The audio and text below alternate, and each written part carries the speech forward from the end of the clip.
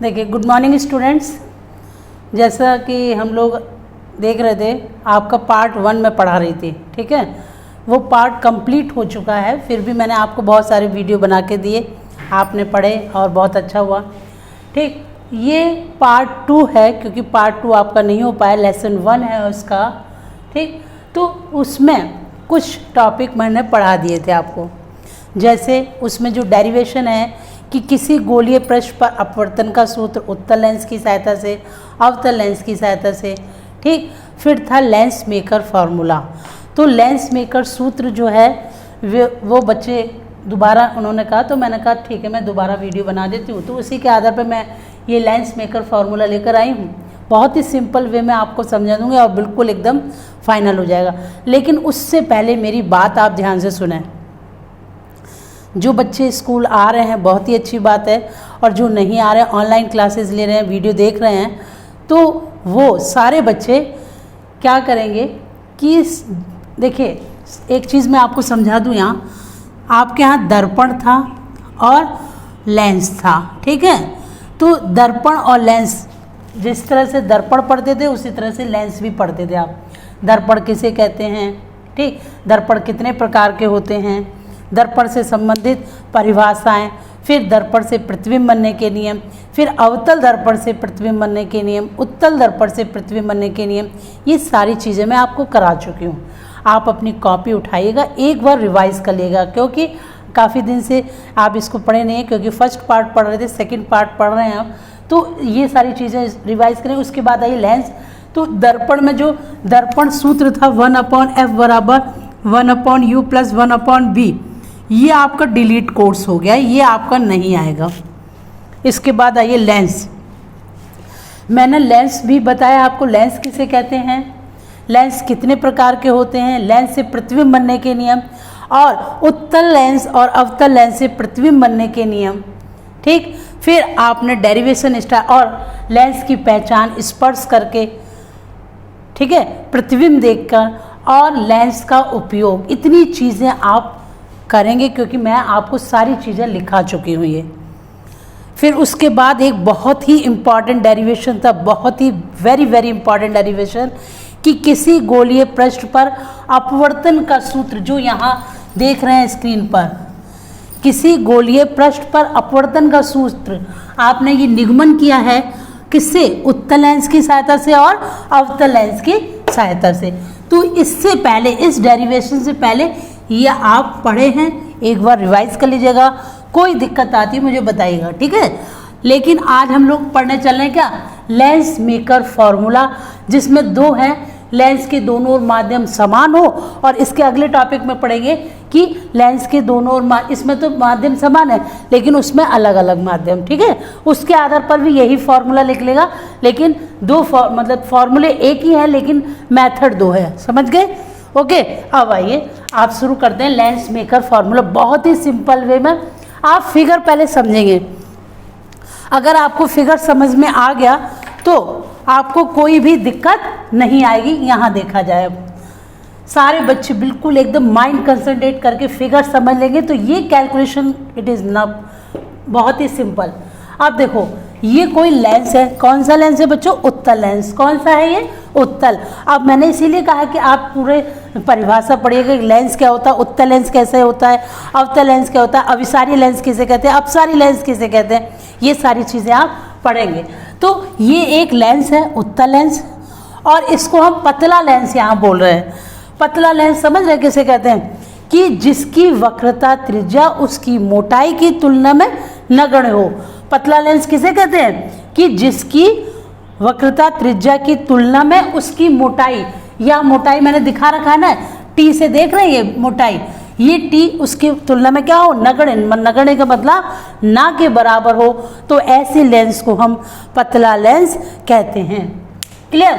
आप देखो, ये कोई एक बिंदु वस्तु है, यहाँ से जब आप किरण डालते हैं तो क्या होता है, यहाँ से अपवर्तन, ये अपवर्तन बिंदु है, ठीक। यहाँ से जब अपवर्तन हुआ तो ये किरण, चूंकि आपका माध्यम कैसा है, ये वायु है, ये कांच है, वायु है और ये कांच है, तो वायु और कांच, वायु कैसा माध्यम है? विरल माध्यम। और कांच कैसा माध्यम है? सघन माध्यम। ठीक है, वायु कैसा है? विरल। और कांच कैसा है? सघन।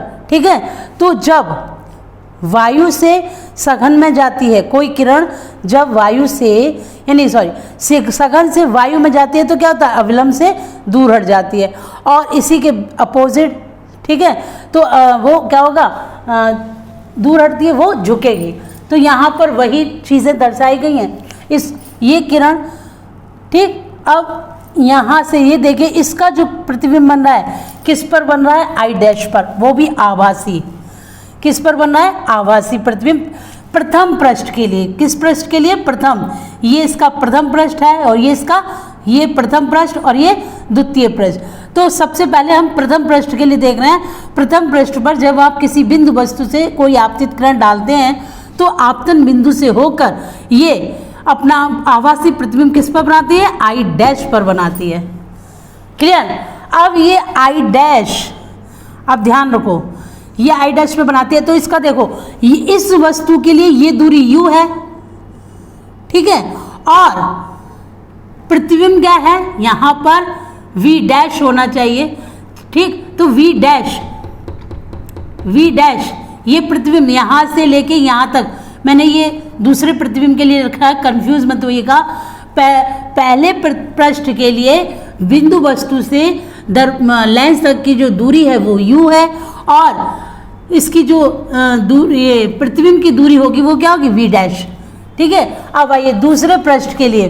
दूसरे पृष्ठ के लिए क्या होता है कि जो आई डैश है वो बिंदु वस्तु का काम करता है, आभासी बिंदु वस्तु का काम करता है, और इसका वास्तविक प्रतिबिंब कहाँ बनता है बच्चों? ये आई पर, ये देख रहे हैं आई। ठीक, तो हमारी जो दूसरे पृष्ठ के लिए दूरी क्या होगी? u होगी, ये u है ना, और ये दूरी क्या है? v है, क्योंकि प्रतिबिंब है। ठीक, और ये मैंने v माइनस टी लिखा है, तो t यहाँ पर नगण्य माना जाएगा। मैंने अभी आपको बताया लेंस कैसा है? पतला लेंस। और पतला लेंस किसे कहते हैं? कि जिसकी वक्रता त्रिज्या उसकी मोटाई की तुलना में, जिसकी वक्रता त्रिज्या की तुलना में जो उसकी मोटाई होती है वो क्या होती है? नगण्य होती है, ना के बराबर। और ये माध्यम n ले रखा है। अब देखो, सबसे पहले अब आइए सूत्र पर। प्रथम गोलीय पृष्ठ पर अपवर्तन का सूत्र, अपवर्तन का सूत्र यहाँ देख रहे हैं, n upon B minus 1 upon U equal क्या होता है? n minus 1 upon R. तो प्रथम पृष्ठ के लिए क्या होगा? देखो v, तो v क्या होगा यहाँ पर? मैंने अभी बताया v डैश होगा, माइनस 1 अपॉन यू होता है, तो u ही है, equal n minus 1 upon R 1, क्योंकि प्रथम पृष्ठ के लिए त्रिज्या क्या होगी? इसकी r1। ये आ गया। अब आइए द्वितीय पृष्ठ के लिए। अब द्वितीय पृष्ठ में मैंने 1 अपॉन n लिखा है। क्यों लिखा है? क्योंकि n के स्थान पर 1 अपॉन n इसलिए लिखा है क्योंकि प्रकाश लेंस से बाह्य माध्यम में जा रहा है,